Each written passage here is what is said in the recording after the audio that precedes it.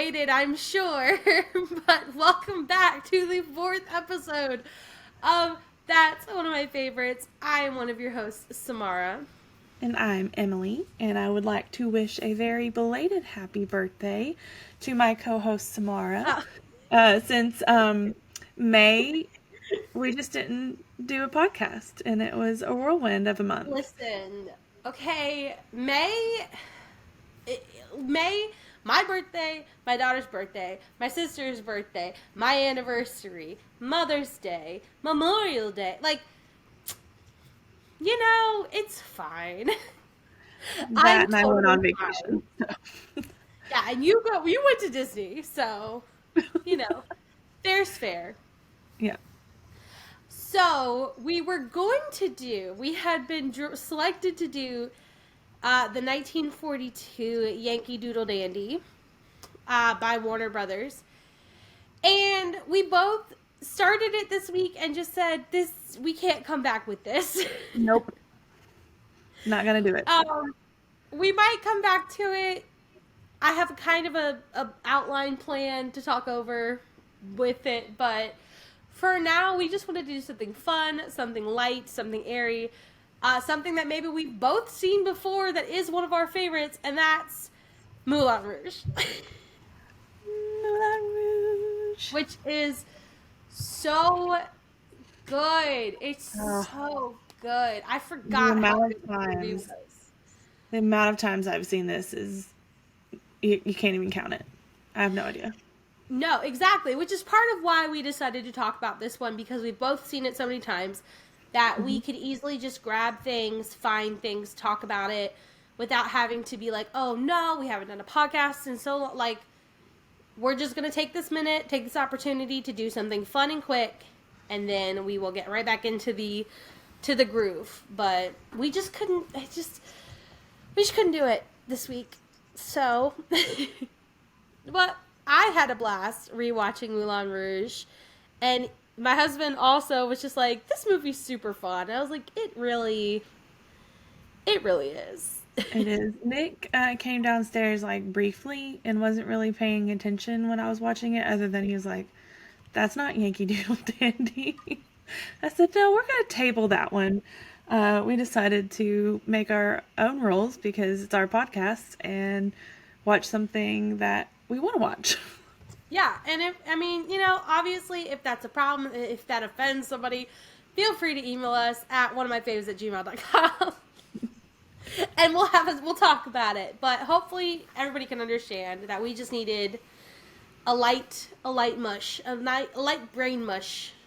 Mm-hmm. So, of a good musical. That we just know is a good musical. Which, to get into it, yes, it's a jukebox musical. Mm-hmm. Controversy. It's got adult themes in it.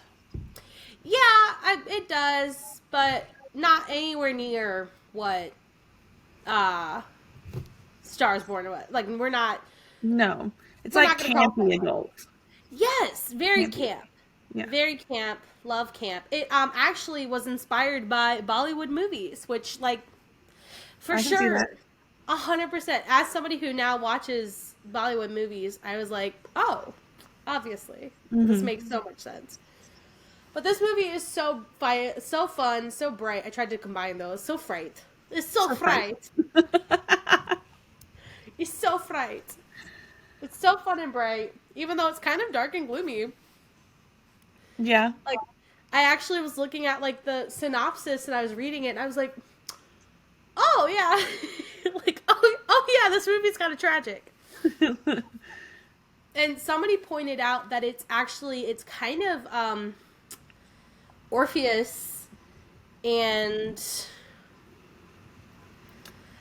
I have no idea what her name is, but it's kind of who is Hadestown based off of?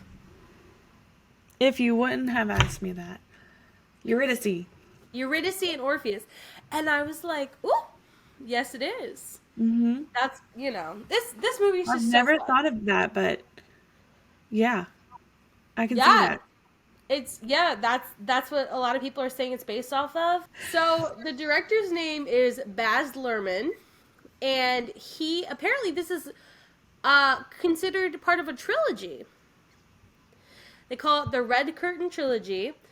It is not in a traditional sense, as there is no relationship between the plot, the characters of the three films. And I was like, then how's it a trilogy? But apparently they all follow a specific style of filmmaking, which is why he considers them his trilogy. So the Red Curtain trilogy is Strictly Ballroom, which I had never heard of or seen, Romeo plus Juliet, which is the Leonardo DiCaprio movie. You've never seen that? Or you hate? I have, and I hate it. You hate it? It's literally it's just Romeo and Juliet, but they're in the 90s and they're camp. I know, I hate it. Shame. I am a traditionalist when it comes to Romeo and Juliet.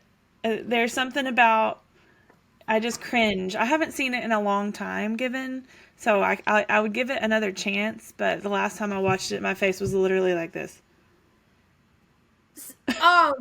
That's really interesting because I have started following recently the National Theatre of the UK, or I'm probably butchering that completely.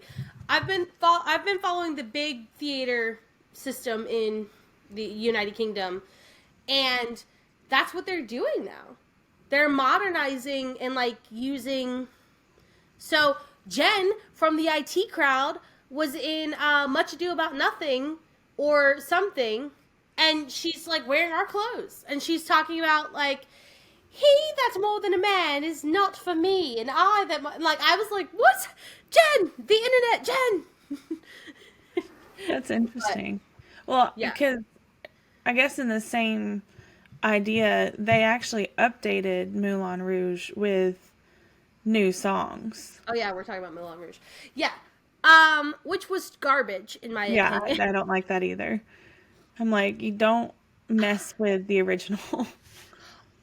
So, I understand the thought behind it of like you want it to connect to your audiences, but this is going to sound really weird because it's 2001. It's not the 80s or the 70s, but we need to start thinking about 2001 as a time in history. Mm-hmm. And I don't think we're doing that yet. So, like, would you go into,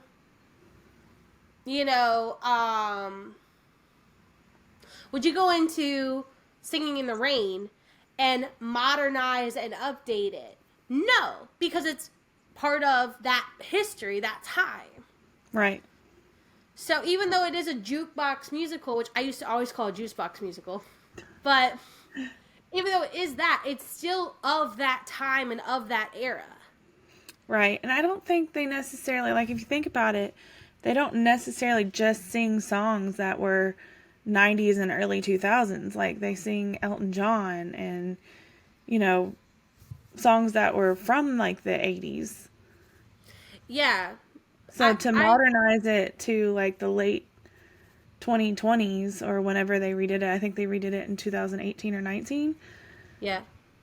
And I don't think the songs are as good as a choice as what they chose. Like, don't mess with the elephant, like, what is it, Elephant Love Medley? The Elephant Melody. That's exactly what I was just thinking of. Yeah, don't mess with it. It's perfect.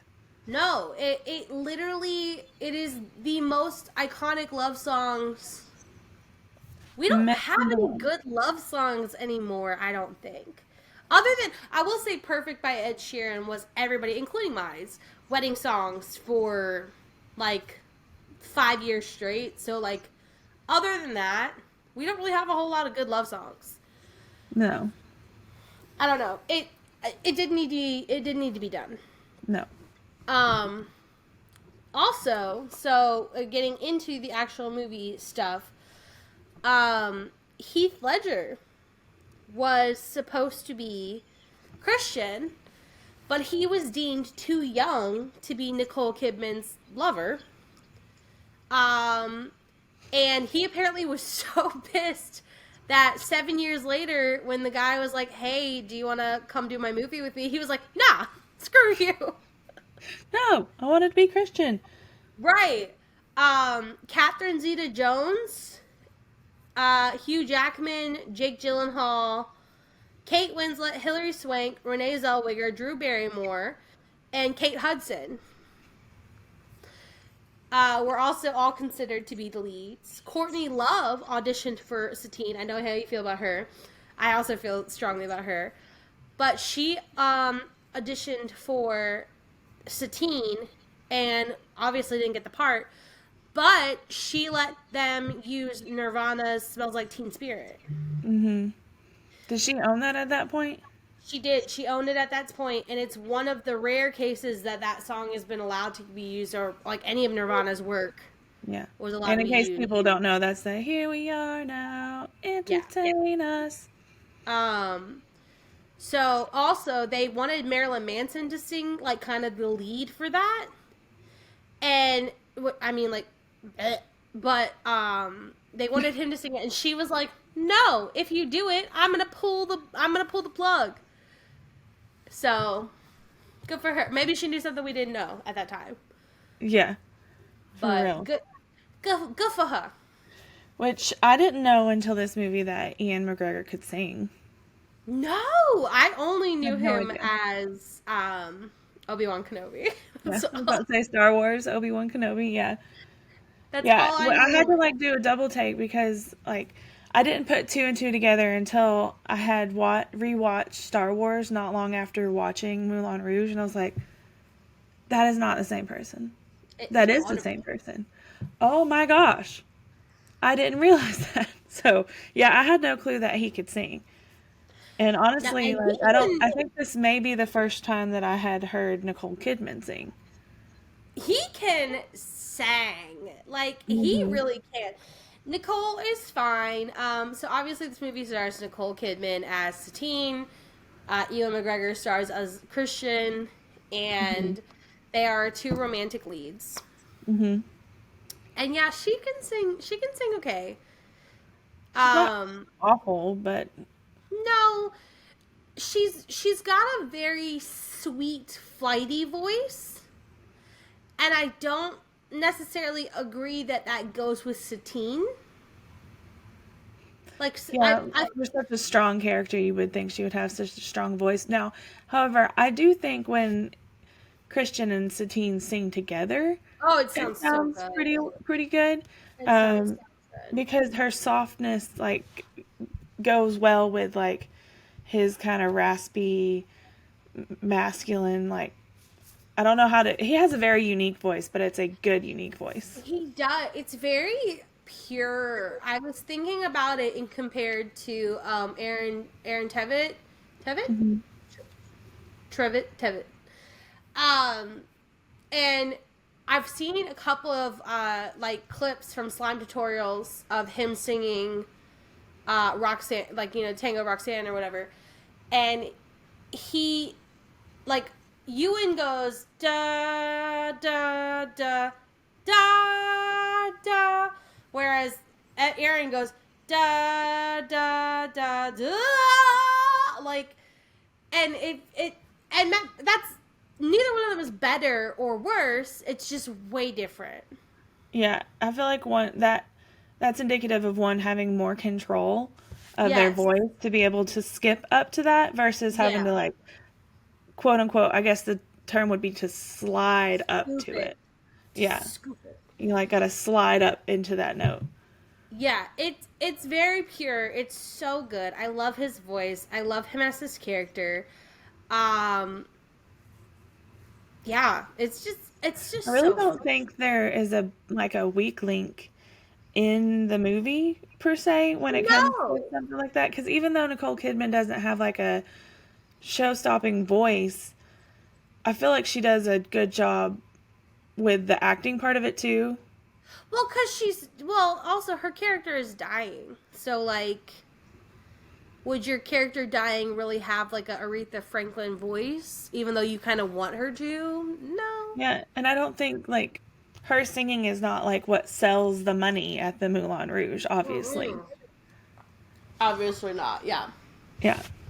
So it starts out in it first of all, this movie's use of cinematography is so cool. Like the guy coming up to play the Fox intro song Mm-hmm. kills me. Like it I love starts it so much. before the movie even starts. Yes, it's just it's so it immediately is like you're in it, you're here.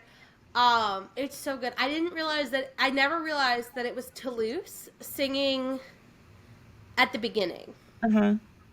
or John Loyema. I don't know his name. He said the sloth. Yeah. I didn't realize it was him singing at the beginning. That song is so haunting. That part It always like is. instant goosebumps. You're ready for the movie. It's so Mhm. good. And it starts out with Christian, our main character, who is typing the story. He's depressed. He's distraught. And he's typing a story about love. Then it flashes back. He moves to Paris to be part of the Bohemian movement, and he wants to write about love. He believes in love, but he's never been in love. Yeah, one of the quotes that it says at the beginning of the movie is the greatest thing you'll ever learn is just to love and be loved in return. The amount of times that I wrote that on a high school binder Oh my god. was, yeah. Angst. The Angst. angst. The teen angst. Teen Just, it was angst. like on the front of, like, you know how they had like the little paper slips that Yeah. you could put on there and change out? Yep. Yeah, that had to have been one of the covers for So several good. years. That's hilarious. I was just talking the other day that I would not go back and be a teenager for any amount of money that you gave me. No, please no. I don't want to do it again. I don't want to do it again. If somebody has a recording, burn it. I don't want to see it. Ah! Anyway, so I love the part where he's like, "I've never been in love." Suddenly, an unconscious Argentinian falls through. Like, this movie is just so funny and so weird. So weird. Especially at the beginning. Oh my gosh, at the beginning, it kind of does level out. Yeah. But the beginning is just da ba da ba ba. Like you're going. So the unconscious Argentinian cracks into his roof. Toulouse walks in, who is a little person with a speech impediment. Like, there's so much going on, and they're writing a play, but the guy has narcolepsy, and somehow that caused him to fall through the roof of. It's so good. So much happens. Yes. My first note is you're telling me that's not Robin Williams. I always thought Audrey was played by Robin Williams for the longest. Like, in a way. Until I had unrestricted access to the internet, I completely thought that it was Robin Williams. I could see him playing that part, though, honestly. Oh my god, it is. It's very much him, just like, what's going on? I thought it was him. I thought that, or they were doing a Robin Williams bit, for sure. Like, whoever the character is, because they're gone immediately. They're in, like, one scene, and then they leave. Yes, they come, they eat, they leave. Mm-hmm. So they're writing a play. They need somebody to stand in for the Argentinian because he's unconscious. He keeps passing out. The play that they're writing is Sound of Music, but not. Yes. Yeah. Yeah. Well, because I mean, yeah. Life with the sound of music. And there's a nun. So he immediately blows them away with he fixes Audrey's lyrics, which blows them all away. Audrey's furious and leaves. So now he's in charge. He's the writer. Yeah. Yep. Snap, snap, snap. This is what happens. And they decide to go pitch him to Zidler, who's their main investor, through their courtesan Satine. Which I don't really know. I never really understood this part of why they had to go through Satine. Maybe because Satine had Ziegler's ear.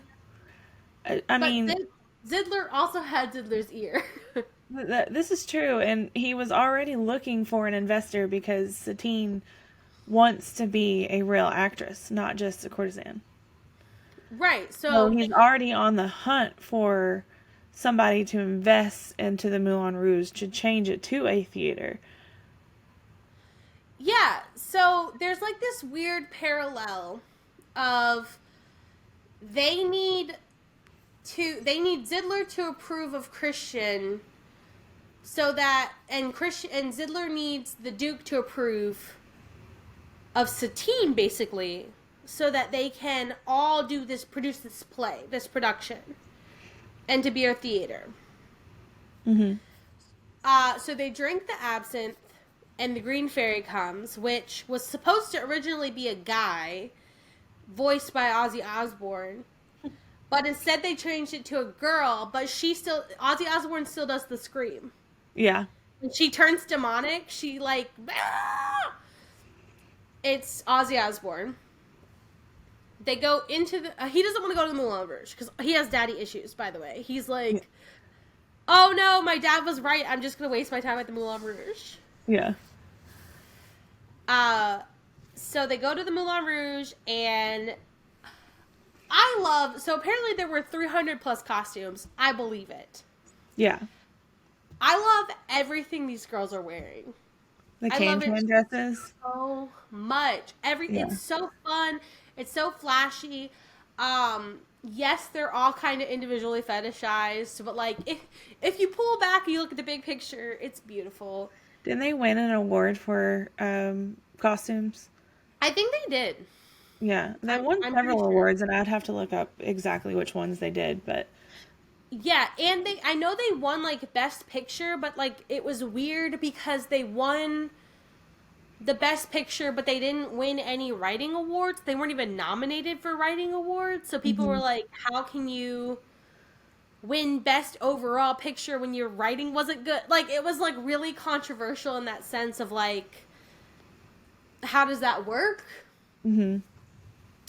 But the costumes are phenomenal. I used to want to go here so bad.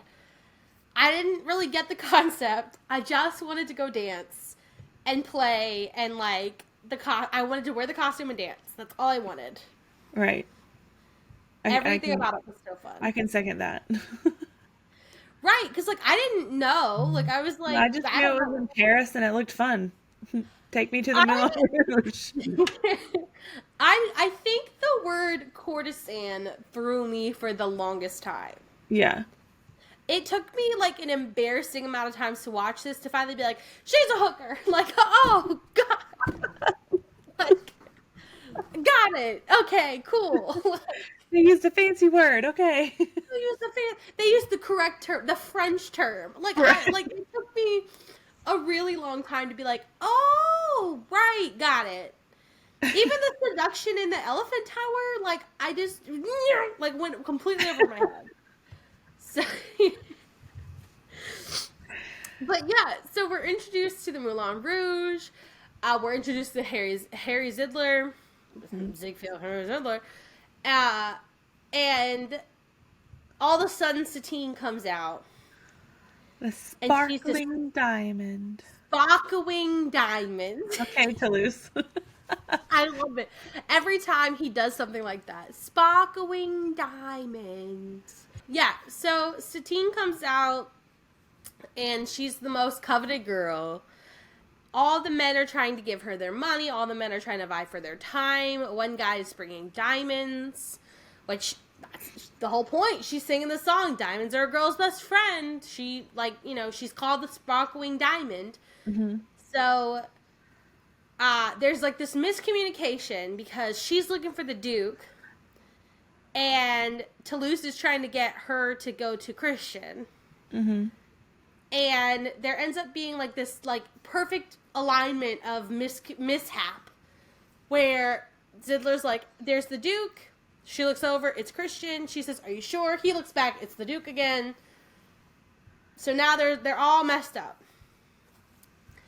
And then she decides she's going to Lady's Choice, like invite him up. He doesn't want to dance with her. I hate this like, oh, I The hate it every noises she makes throughout half of the movie drive me insane. That's the even in the elephant room, like the noises yes. that she's making in there. I'm like, can you cut that because it would be so much better? But that's the only thing that I'm like, can you stop?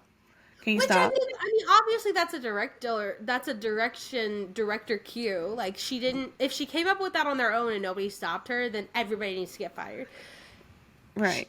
I think But it's supposed to like be a part of the campiness and like kind of dull down the seduction part of the fact that she is a courtesan, but at the same time, I'm like, stop. It ain't no, cute.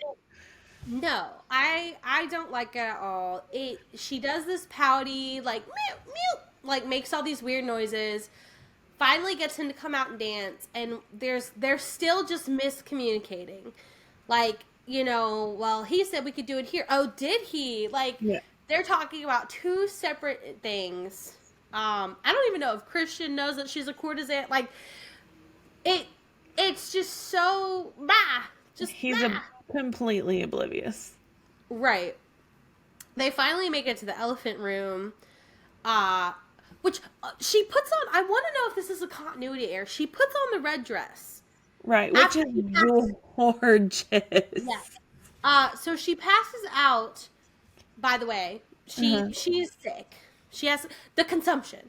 Um, so she passes out during her big number. They are able to play it off. Mm-hmm. Um, and then she starts getting ready to go meet the Duke. The Duke, quote unquote. I love when Gosling, is everything okay? Like I love Zidler, so he's so funny. Yeah, she finds out she has the consumption. She puts on this red dress. For Uh-huh. what? It's immediately gone. The only thing I like ever chalked it up to is that they were still doing this show and she came back out. Mm. And then that's at the end of the night when they go to the elephant room and she has on Mm. Mm-hmm. the corset and the long like lacy outfit because it's the end of the night. That's the only thing that I can. But I wish they did show that dress because she ends up putting it back on later on in the movie. But that dress is phenomenal. It's gorgeous. Yeah, she puts it back on later in the movie, and her hair is different. So I don't feel like it's a continuity error in that sense because I was Mhm. like, oh, so what happened is they cut this scene to that, but I don't think they did because her hair was different. But I didn't think about the fact that she could have gone back on. Yeah. After So that's a she good point. regained Yeah, consciousness, that they threw her back they out did. there. But yeah, they she did a scene, and then we get to the end of the night where she's supposed to meet the Duke in the elephant room, but it's really Christian. Yeah, so she goes. Okay, that makes sense. So she goes to the elephant room to meet the Duke. It's actually Christian. There's so much double talk. There's so much like my poem is quite long. Oh, is it? Hmm. Whoa! Whoa! And Ziegler being a creep. Oh yeah. It's just so much. It's so much happening. Um so he ends up like starting to try to do his poetry. She falls madly instantly in love with him. Because he starts singing, I hope you don't mind, I hope you don't mind. Your song, Yeah, yours. Elton John. Yeah. Yeah, he starts singing that song to her. She instantly falls in love. As soon as he starts singing, the lights in Paris come on, the lights in her heart and our hearts come on. The moon starts singing. Yes, the moon's. This movie's so camp. Yeah. So,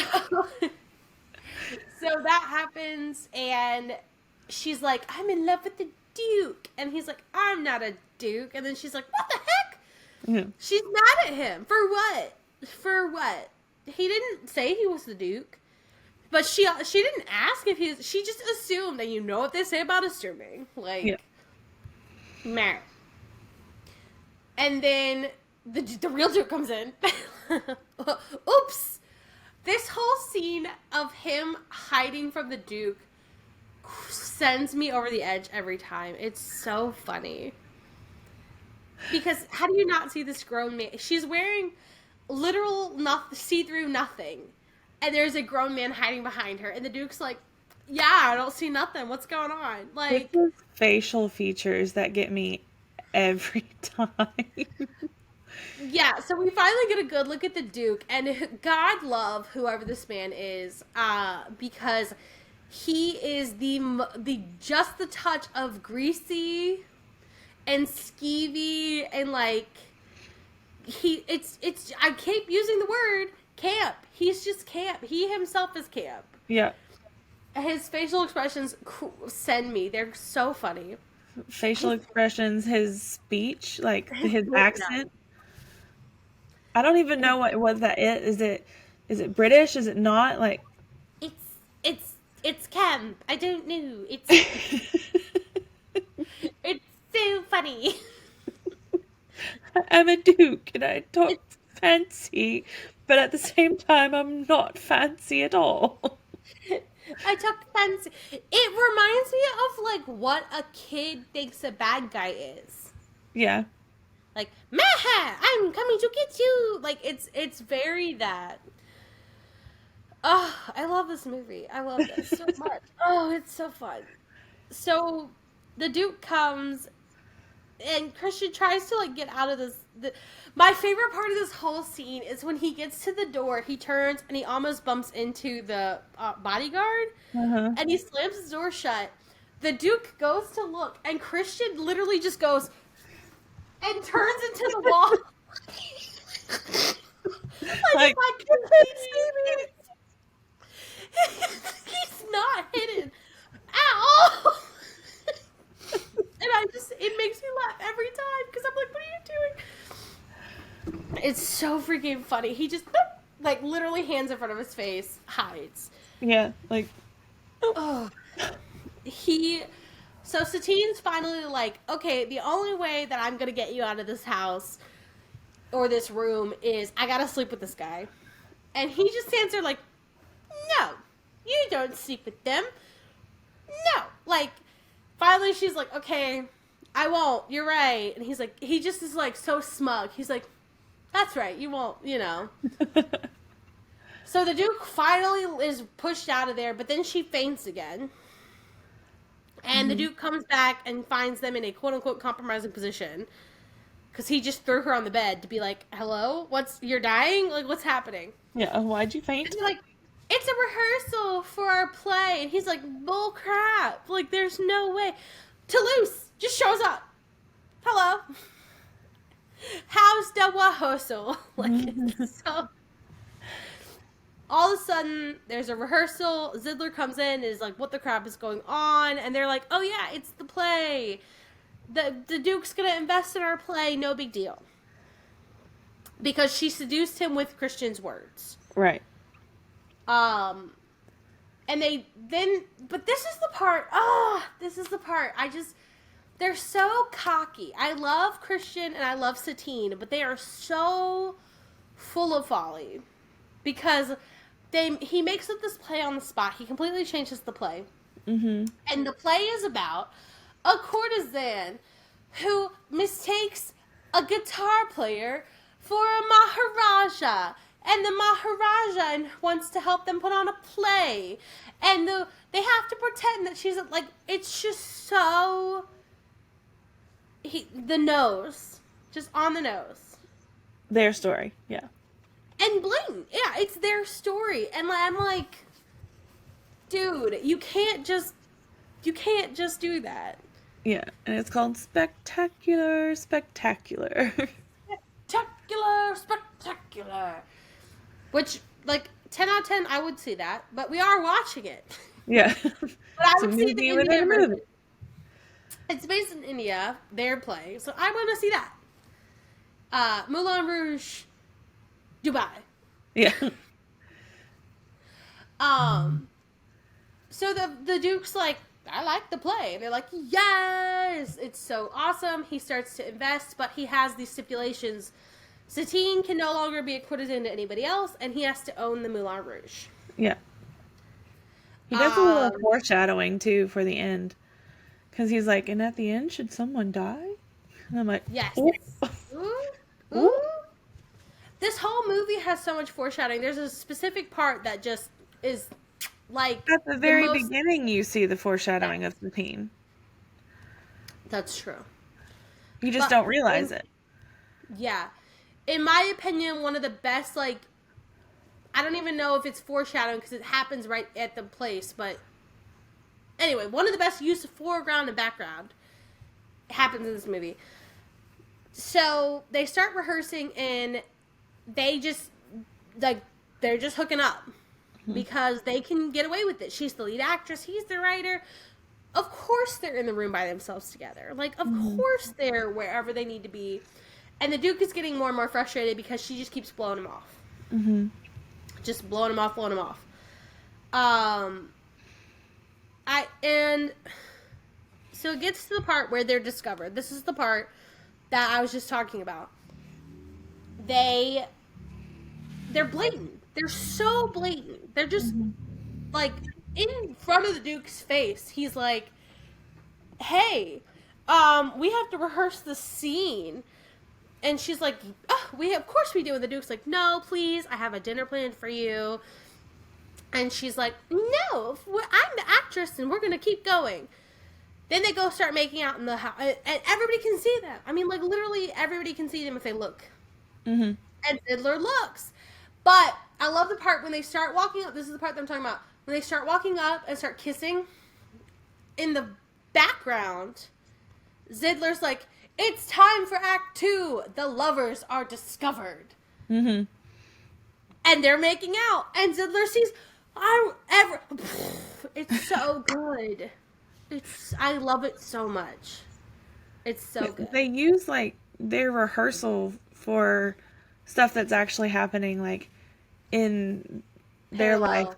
Yeah, in their life too. Like, you're coming over to rehearse this part because this is happening, but it's really what they're going to do. The lovers will the lovers meet at the guitar player's abode. Yeah, tonight at Yeah. 8. Yeah. That scene. Oh, Mm-hmm. okay. It's ridiculous. They get caught. Um Zidler tells her to cut it off with Christian. She's like, "I don't want to." He's like, "Well, you better," because he's got the deed. She just passes out again. She just gets sick. Just avoids This all time she like responsibility. is sick. Yeah, I mean, she is sick, but at the same time, I'm like, girl, This time she responsibility. didn't recover as quickly. Yeah, so she actually like has the doctor come overnight and stuff. Mm-hmm. Christian's waiting for her. The Duke's waiting for her. The Duke is getting more and more mad. Zidler finally comes up and says, "She's confessing because she wants to be made pure again for the Duke." This scene is the cringiest, most awkward, hilarious I scene you could love ever it. ask for. I love it. It's so funny. The people, the men who played the waiters, With the their rent was jello. due. Their rent was due because they put every ounce. They are so good. It's so funny. It's the weirdest concept, but it's so funny. The Duke, when he finally starts getting into it, though, I always have to look away. I always have to look at my phone or turn away because when he starts going after Zidler, it's not good. That's why I said the cringiest, creepiest, but yet hilarious scene of this movie, and the end of it where the wind is blowing his cape and he's like, "Oh." Ah. It gives me Matt Berry, um, the guy from the IT crowd who goes, "Father," Yeah, and then also What We Do in the Shadows. yeah. It gives me that. It's very that. Like It, I could see him and the as the use Duke. of a Madonna song. Oh yeah, When, the Like a Virgin Madonna song. oh Ugh. Lord. And the Duke falls for it. Like, Oh yeah, hook, line, and sinker. Totally. Um, yeah, he's not a very smart man. No, no. He's very egotistical. Like, of course, Satine would want to become pure for me, even though she hasn't given me the time of day. Like, Sure, right? Like, sure, guy, sure, dude. Right. Yeah. So they finally go back and they're like, dude, she's like sick. The consumption is like she's dying. Yeah. she's This is when we she's find out dying. she's actually like, I mean, we know because she's coughed blood up. So you're like, oh, she's got TB. Yeah. This is when the doctor's like, no, she's No. dying and doesn't have a lot She a is lot of time to live. There we go. dying of TB. Yeah. Yeah. Which isn't that like Um, really contagious? Like, isn't it no. airborne contagious?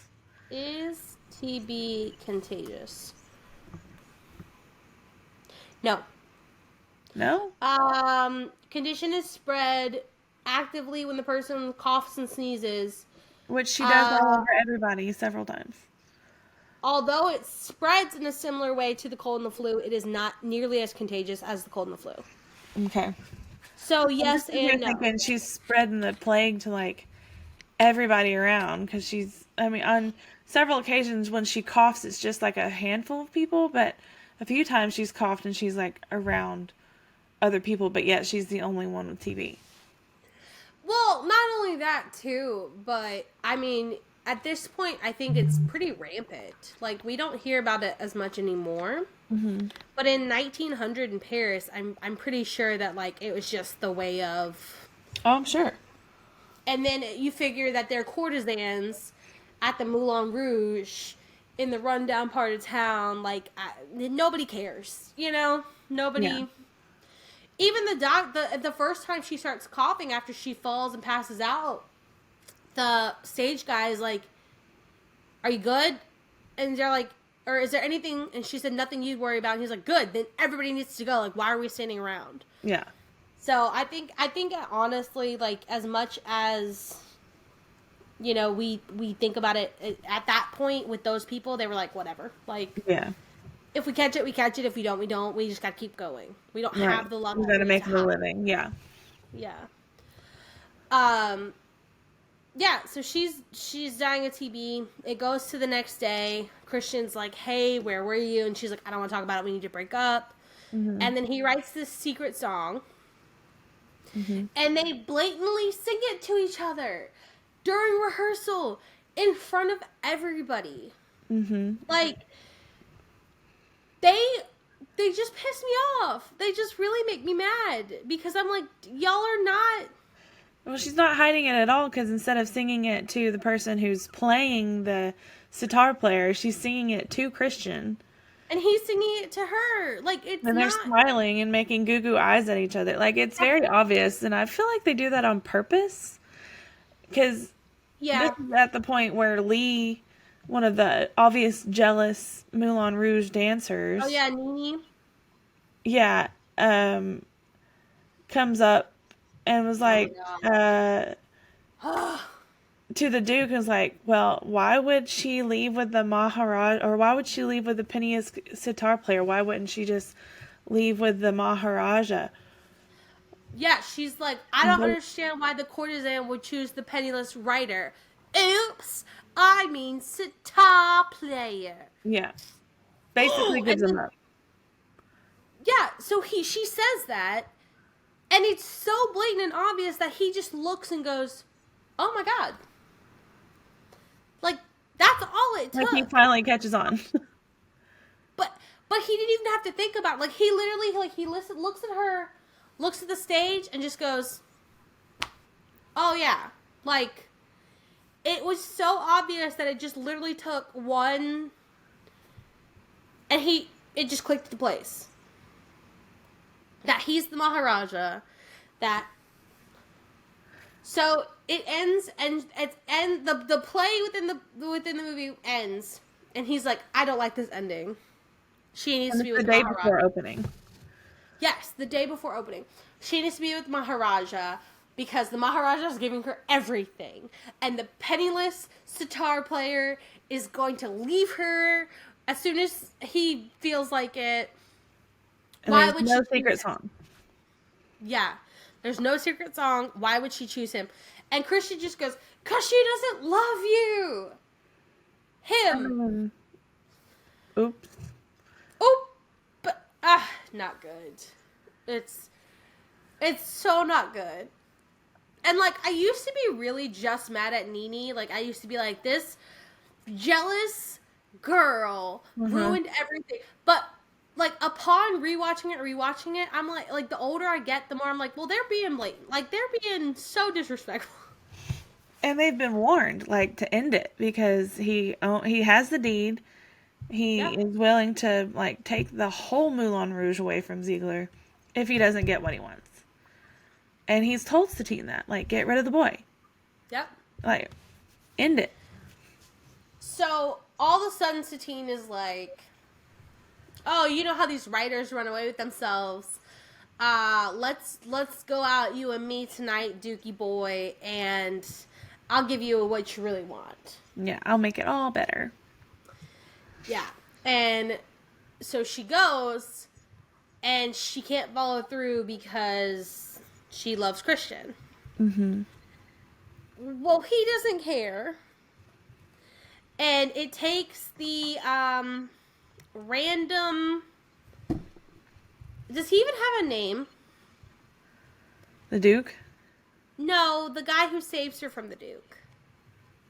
Oh, One of the cabaret dancers. I've never, if he does, I'd never caught it. But I know who you're talking about.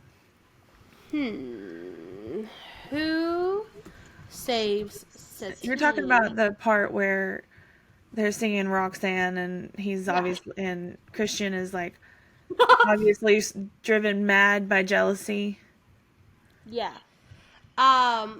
Yeah, so when the Duke is trying to have his way with Satine,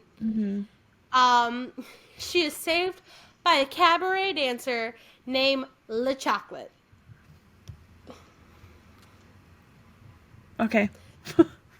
We'll leave that there, okay? End sentence. So she is saved from the Duke trying to take advantage of her, trying to assault her. Mm-hmm. She goes to find Christian, and Christian's like, "Run away with me! Like run away with me. We have to run away together." Because at this point, the Duke, like, really, really knows that. Yeah. Well, I mean, also he just got the crap beat out of him by Le Chocolate, so, or I guess I should say Le Chocolat. Which is You took French. like, I can't do it, and like he sees that she's looking down at Christian. Yeah, she really loves Christian. Yeah. So Zidler catches her packing and is like, "You can't do this because he'll kill Christian." And you're Like, done. and and it's Oh, not. by the way, dying I forgot to tell you, you're dying. of TB. You're gonna die, so why would you even go anyway? Mm-hmm. And also, like, he'll murder Christian, so she completely just tells Christian off. Mm-hmm. And is like, "Screw you, no, I'm gonna be with the Duke." So, opening night of the play! Yay! This part's hard to watch too. Where it's the play and the Argentinian has passed out because he has narcolepsy. Detail. And so Christian dresses up as the sitar player and shows up at the pivotal scene where the Maharaja, where the sitar player is supposed to denounce Satine. He's supposed to, or the courtesan. He's supposed to say, "Thank you for curing my ridiculous obsession with love. You're gross. I don't love you." Well, he shows up and the audience is like, "Who is this guy?" And I love Zidler being like, "Your magical facial reconstruction won't fool me." Like, I know you're the penniless sitar player. right? Like he's like, yeah. Anyway, and so Christian just says the lines, but he truly means them. Like, you're nothing but a lowly courtesan. I throw my pennies at you. I paid my debts. Yeah. I paid my debts. I don't owe you anything. You know, I paid for your love. Like, which is like, ooh, not good. Mm-hmm. And then this whole time, Toulouse has had he has one line in the show, which is the greatest thing you'll ever learn is to be loved and love in return. He could not remember it the entire time that they're rehearsing. He doesn't remember his line. All of a sudden, he remembers it. He jumps out. He screams it. And Satine starts singing their secret song, which, you know, lures Christian. He's like, okay. And they end up kissing, and they're in love now. The Duke storms out. The audience is super happy, but then she collapses and dies. As soon as the curtain closes. Literally. Literally, the curtain closes. They just, like, rekindled their romance, and she's gone. And she's like, tell our story. Yeah, tell our story. Blech. Yeah. Yeah, and so then he is writing the story a year later. The Moulin Rouge has been completely shut down and is gross. Oh, we didn't even talk about the Tango Roxanne. No. We didn't even talk about that. Going back. I don't even know how we missed that. I didn't bring up the Tango Roxanne. I just brought up that he was driven mad by jealousy. Yeah. So while she's in the she's with the Duke, and before the Duke, she tells the Duke no, and he tries to assault her. Christian talks to the Argentinian and Nini. Yeah. About love and how foolish love is. Yeah, and how you shouldn't fall in love with somebody who sells their love. Right. Mm-hmm. And oh my gosh, Tango Roxanne is so good. The guy who plays the Argentinian singing that song is so good. The dancing is phenomenal. Mm-hmm. The acting in this movie, because Nini, like, it's chef's kiss. It's that so is good. One of my favorite scenes. Oh yeah, it's an amazing scene. The salsa dancing, him singing, what does my it's so good. That's all I have to say about it. We went back to it just so I could say how good it is. It's worthy of it. It is. It's so good, and I don't like that they changed it. Or did they change it in the Broadway version, or is that the one thing like they kept the same? I don't know, because I think I only listened to the Love Medley and was like, this is garbage, and then didn't listen to any of the other changes. So I hope not, because that fits perfectly for that situation. So it'd be hard to like find a different song that would work, if you know what I mean. And while we're talking about songs, I think the only original song for this movie that's not like a jukebox song is Come What May. The secret song. Yeah, it is. And also when he so it is the same, by the way. Okay. That's good. When he sings "Why Does My Heart Cry," that is not anyone else either. Like, that little part is also just written for the show. Yeah.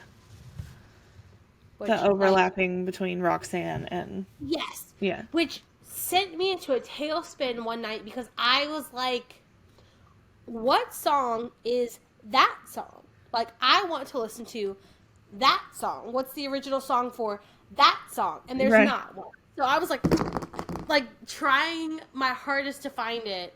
And there's nothing. The song that she sings before the Love Medley, the One Day I'll Fly Away. Is that a song? Leave all this to yesterday. Yes. It is by Randy Crawford. I used to sing that at the top of my lungs all the time. Like that One day. specific verse of it.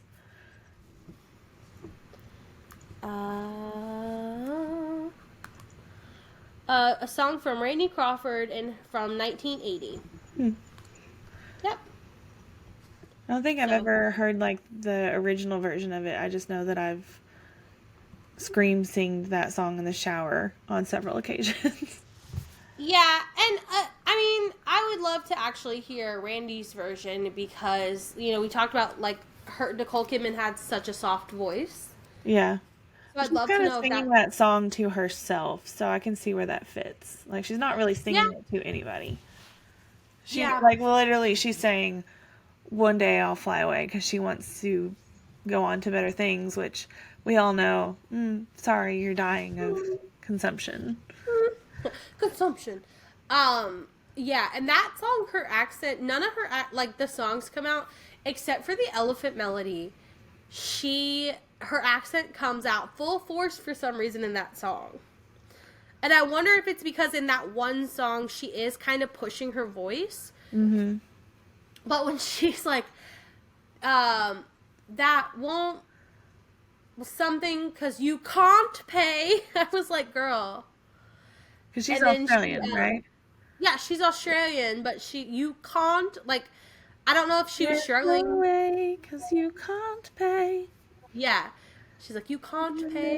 And name then when of she's like, love. forever and ever. Every time. I just crack up. We could be heroes. If if our viewers and listeners get anything out of this, is that if you don't get to watch the movie, which it's on Hulu, by the way, um, you at least need to listen to Yeah. the Love Medley Yes. The Elephant Love Medley because from it's the musical picture, from the motion picture, 2001, not the remake. 2001. Mm-hmm. It's phenomenal. Mm-hmm. It's such a good medley. I thought that they all like were just one song. And then I was like, wait a second, like that's not correct. But That's the it goes thing. together so much It that really they does. could. And they're having like a conversation in it. And I feel like that's what also makes it better. Because they're obviously fighting, like, in song, she's trying to say, no, we can't be lovers. And he's like, oh, but we can.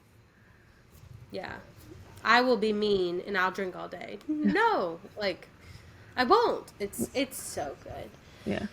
Uh, I think Feel Good is up there, even though it is a quote unquote sad movie. I'm going like Feel Good at a 9. Yeah, I would agree with It's that. it's a camp. It's so fun. I mean, it's sad. And yes, the teen dies and he tells their story. But at the same time, like, it's like me and Still Magnolias. Like, that's a gut wrenching movie, but I love it. And at the end of Yeah. it, you feel not good, but like Emotions. yeah, like good emotions. Like it ends on a high, which this one doesn't really end on a high, except for that he finally found his love, and they loved each other, and he was loved in return. But For the 2 seconds. yeah,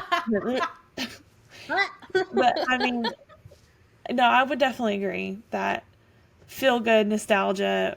We'll watch it, put it on. I don't even have to pay attention, and I can see exactly what's happening in my brain. Yeah, definitely that. I think overall like a solid 7. Like Yeah, I it's was about pretty to say like good. 7.5. I mean, Yeah. It's pretty good. There's not really any like flaws in the logic. Like it's pretty solid. I like it. I like it a lot. highly recommend. Yes. I think I don't have a favorite outfit because everything that the Can girls wear. If I had to pick, so during the scene of Smells Like Teen Spirit when they're entering the Moulin Rouge, there's the 4 main girls. There's the big girl, Nini, and then there's the 2 Indian looking, Middle Eastern looking girls. Hmm. It would be one of their outfits. The can The outfit. two Middle Eastern can outfits. I would Um, probably say my favorite is the red dress that she has yeah. on for a split second. And then Hmm. is she also wearing it during Elephant Love Medley? Yes. And then there's a similar dress that she wears when she goes to seduce the Duke. It's like a maroon dark one Hmm. shoulder dress and her hair's up and it just looks Yeah. really elegant. They're very similar dresses, like when the way that That it fits her. A tight. Yeah. Yeah. I just those are gorgeous to me. So that would be like my favorite. When she like Christian and the Duke just had that confrontation of like she doesn't love you, the dress that she wears playing the courtesan Mhm. in that scene is also very interesting. I wouldn't say I love it, but I was kind of pausing and paying more attention this time around, like watching, like, normally, like, I threw it on the background, but, like, I was, like, actually, like, wait, what are they wearing? Uh-huh. What are they doing? And the headdress is so ornate It is. and so beautiful, and that dress is really cool, too. So, but I think, like, as far as what I would sorry. As far as what I would personally wear, it would be one of the Can Girls outfits because the colors are so fun. There's so many layers and ruffles. Like, definitely love them. Yeah. Yeah, they definitely did not skip on the costume budget. No, there were like 300 at one point. They had over 80 people in the costume department alone. Like, woo! Well, I can believe it because in the opening scenes of the Moulin Rouge, I mean, you got all the men in top hat and tails. You've got all of the workers from the Moulin Rouge and the other visitors. Like, you've got an overview of that entire space that you have to cover with costumes. I would love to see the set of this, like where they filmed it or like how they built. Did you just see the set release pictures for Wicked? Mm-hmm. Yeah, you Oh, can see like the I blue would love screen to see. behind it. Yeah. Yeah, and you could see like the city that they Built, yeah. scaffolded together. I would love to see that for Moulin Rouge because one of the things that I found out too was in that scene where all the men in the top hats when they kick off the hats, Yeah, they all of back the out. hats all the hats were attached by like fishing line. So when they said, woo with the hats, they literally just woo, and the fishing line woo like blew the hats up. Like that was a practical effect. Huh. So in my tech brain, I'm like, where were you? What Yeah. did it look like? I want to What's the see. mechanism that had all those hats flying? Yeah, I need to know. Well, because they So I use would love to see CGI it. too when the hats fly up to like zoom out and show Yeah. like all of Paris, and all of a sudden you just see like a bunch of top hats coming out. And the same thing with like the gun being thrown of the bodyguard trying to unalive Christian at the end because the Duke was like, no, he can't have her. They had Yeah, that same effect. the use of CGI in this movie was very well done in the sense that it was done in a sense that you knew it was CGI, Right. but you didn't care and it was playful. Right. Like Like they it, didn't try to trick anyone. no, and the way they use it is cool because it stays the same size and it like flies out of a window and then all of a sudden Yeah. you're in this CGI scene and it hits the Eiffel Tower, tink, Yeah. and then like Bing. yeah, and goes off. And the same thing when the Elephant Love Medley, the freaking moon is singing, has a face and everything. Like Yeah. for the longest time, I'm like, where is this voice coming from? Until I look up into the corner and there's the tiniest little moon with a face. I'm like, this entire time that moon has been singing. You're kidding me, right? Yeah, it's just such a deliberate use. And it's not and like it is overdone, quote unquote, but it's not overdone. Like, Right. Like they you wanted watch it to some be that movies. way. Yeah, you watch some movies that use CGI and you're like, why didn't you just find one person? Right.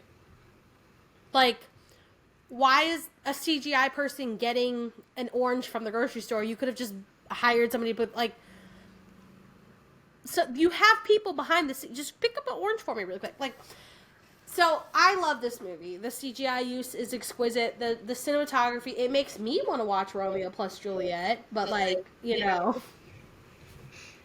We'll see. I Maybe. I saw a scene from it which made me want to watch it before we talked about this and before I knew it was all connected on TikTok of Jamie Kennedy. He's in that movie. And he's like one of the Capulets, I believe. Like he's one of the cousins, and he has the confrontation. Like, do you quarrel, sir? And I was watching it, and I was like, oh my god, this is just a really cool version of Romeo and Juliet. Like, that's all it is. I need to watch this They're movie literally now. still speaking in that, like, I know. Iambic. iambic pentameter. Mm-hmm. Um, but in modern 90s clothes. And there's something about that bothers me. I don't know.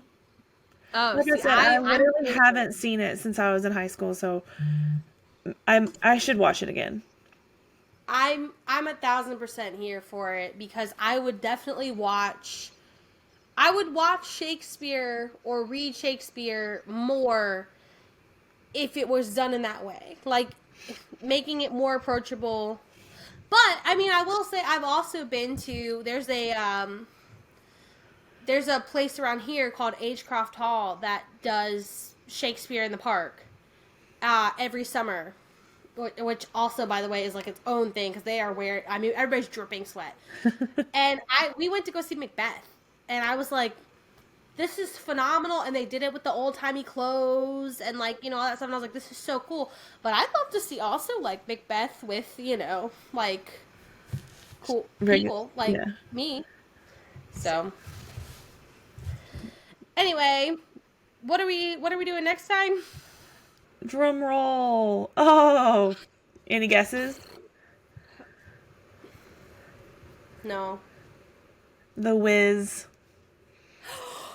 He's on down. 1978. He's on down. He's on down the road. Oh. Which I don't know that I've seen that all the way through. Like, I obviously know a lot of the songs, but I don't think I've seen it, like, from beginning to end. It's so good. It's so fun. I And love it. and you know, but I don't know that the viewers know, but The Wizard of Oz, my family knows. Other Oh yeah. than Breakfast at Tiffany's, The Wizard of Oz is like my all-time favorite movie ever. Except for Breakfast Yeah. at Tiffany's. This The is Wizard of this is Oz. definitely a good tribute. I love it. I I knew obviously the Ease on Down the Road song, like Mhm. that's kind of the song that came from it. There's one other song the first time I watched it that I was like, "Oh, I know this song too." Yeah. So, I know a it's handful of super songs, but fun. I honestly don't think that I've ever sat down and watched it consecutively from beginning to end.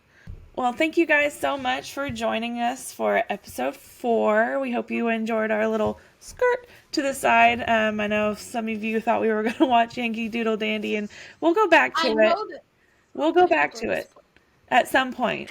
I promise. And we'll talk about it. But we gave you the Moulin Rouge instead, so you should be extra happy about that. If you have any suggestions or, requests, feel free to email us at oneofmyfaves@gmail.com. Or, catch the next episode on Spotify or YouTube at That's One of My Favorites podcasts. Yeah. And next time we're going to be watching The Wiz. So the Wiz. stay tuned. Come back. We're going to have a great time. Thanks. Bye. So much fun.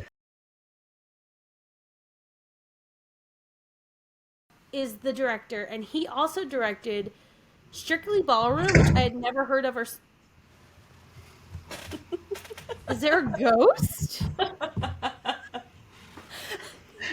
Try that again, because I'm sure my face was like, holy heck. The ghost. The ghost was not a feminist. We're just gonna move that, and I'll scoot over a little bit. The Girls was like, no clever girls. No, you're not clever. Not Okay, allowed. all right. Okay, start over with the director. Sorry about that.